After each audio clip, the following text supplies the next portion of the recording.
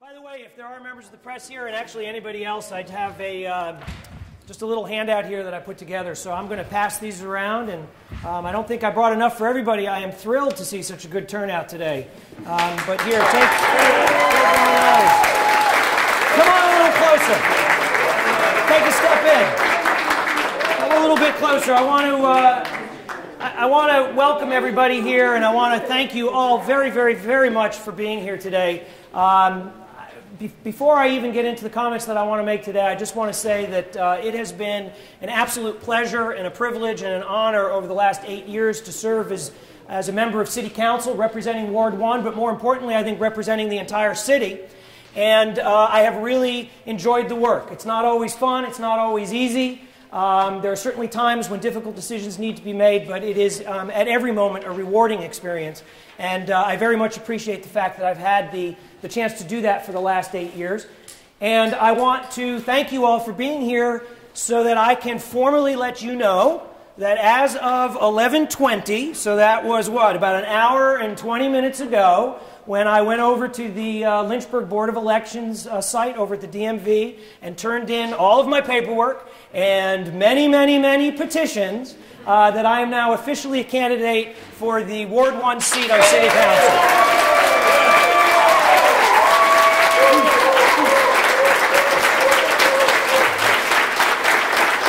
Now, as I said, you know, it's been a privilege to serve for 8 years and to really take your interest to heart for that entire time. But we face some very, very difficult times ahead. This is an economically challenged environment that we're living in right now. And some people have said to me, you know, Mike, you served for 8 years. Most people say you've done a wonderful job, and thank you. You know, why put yourself out there for another term? Why, in this environment, when things are so stressed, in this environment, when such difficult decisions are going to have to be made, you know, just what is in your head when you're thinking that you want to run for another term? They don't say, are you crazy? They just say, you know, why is this important to you? Why is this something that you want to do? And I want to tell you that the real answer to that question is that the reason that I'm running again now, the reason that I filed this morning to become a candidate for the Ward 1 seat on City Council, is precisely because of those challenges. It's not for any other reason than the fact that we do face difficult decisions ahead, that we are going to face problems that need to be solved, and what we need moving forward is balanced and effective leadership in order to make those decisions at the highest caliber level possible. And that's what I want to do for the next 4 years on City Council. Now, I just said balanced and effective leadership, and I want to say a few words about what I mean by that. In fact, rather than just saying a few words about that, because I remember when my kids were at EC Glass, they had a wonderful English teacher, and papers would come home with marks on them. And one of the marks that would be on the paper was a comment that said, "Don't tell, show." All right, so don't tell me what you think, demonstrate what you think, right? Really give me something so that I can see it in action rather than just having to read about it. And I want to give you one of those examples. I am very, very proud of many of the things that I've done on council over the past 8 years. I'm proud of the votes that I've cast. I'm proud of the fights that I've fought. But one of the things that I'm most proud of, and was also one of the most recent experiences that I had on council, was to serve as the chairperson for the task force that studied the Heritage High School situation, really the future of secondary education in Lynchburg. That really was a very, very rewarding experience, and I think that it demonstrates what I want to bring to council for the next 4 years. And it demonstrates that sort of balanced and effective thinking that we need on council. For those of you who aren't aware, the task force was convened, and I was made chairperson of the task force to study what is an unacceptable condition of Heritage High School in our city. And we needed to study the problem, we needed to come up with solutions, and we needed to make recommendations to the school board, because it's really the school board's appropriate role then to figure out what to do next, and then to come back to council with a plan so that they can request the necessary funds and council can get into a discussion about how we're going to move forward. Well, that task force was under a lot of pressure. And that task force was made up of people from all different political philosophies, from all different sections of the city, from all different points of view. And I can tell you that when I took on the chairmanship of that committee, people believed that I had already made up my mind, that I already knew what the answer was, that I was trying to push that agenda through, and that there was really going to be no thinking about this. Well, we proved every one of those people wrong, because we pulled together a diverse group of individuals with a variety of different points of view. And at very little cost to the city, and ahead of schedule, we forged a consensus solution on how to deal with Heritage High School, and that is balanced, effective leadership.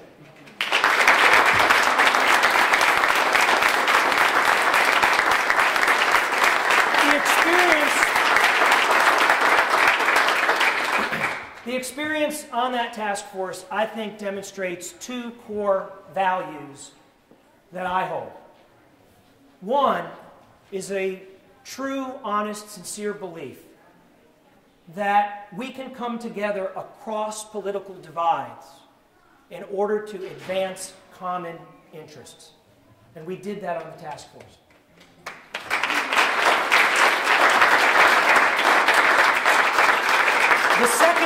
The second thing that the experience on the task force did was demonstrate that it is important, even in times of fiscal stress, and potentially, especially in times of fiscal stress, that we need to preserve and advance core values such as public safety, public infrastructure, and make no mistake about it, public education.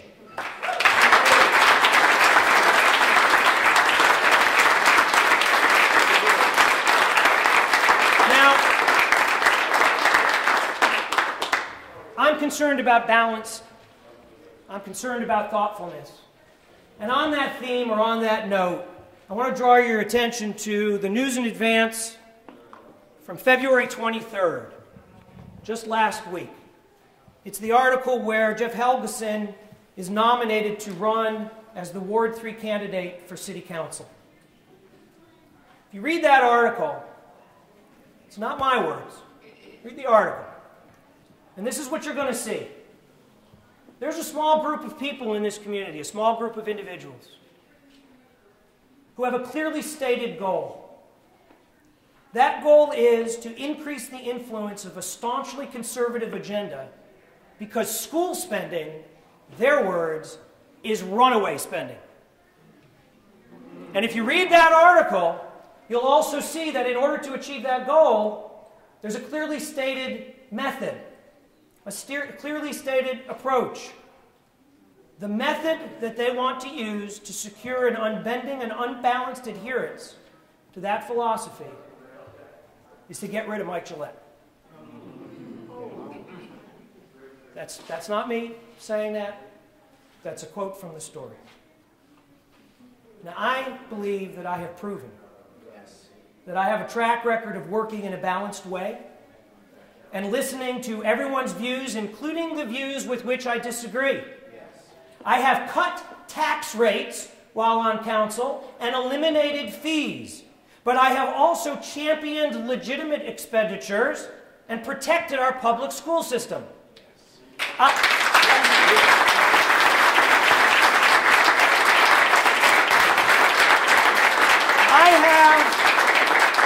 I have negotiated to mutual agreement on contentious issues with all members of council, and I have voted at various times both with and against every other member of council.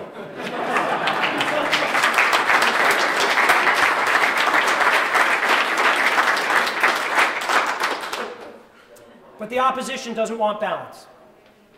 They want to take a majority position so that they don't have to listen. And they see me as the #1 check on their ability to advance their narrow agenda. I don't usually talk this way about politics. I don't usually make stump speeches of this type. The reason I'm doing it today is because I want you to know that the Ward 1 election is not going to be an easy election. But it's an extremely important election. And if I'm going to win this election, I need your help. I need your help for a lot of reasons and in a lot of ways. If you believe that a balanced approach to government is the most effective way to advance common interests, then I need your help. If you believe that partisan bickering does not serve local decision-making interests, then I need your help.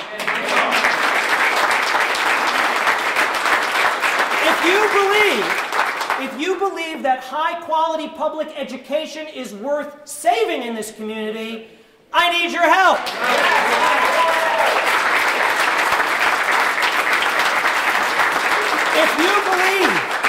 If you believe that fiscal restraint and economic responsibility does not mean that we should give up on our public safety or our high quality of life, then I need your help.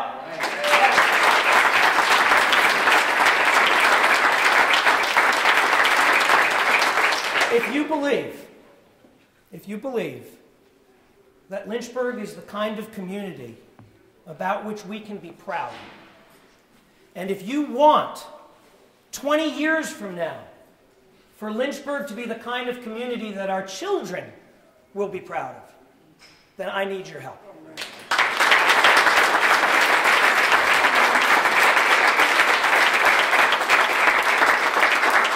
I need your help in any form that you can give it. Because this election is not just about Ward 1 and it's not just about 2012. This election will decide the direction of our entire city for the foreseeable future. And in order to safeguard that future, I need your help. All right.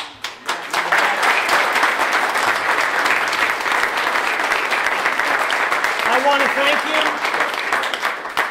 to thank you for your support. I want to thank you for your help.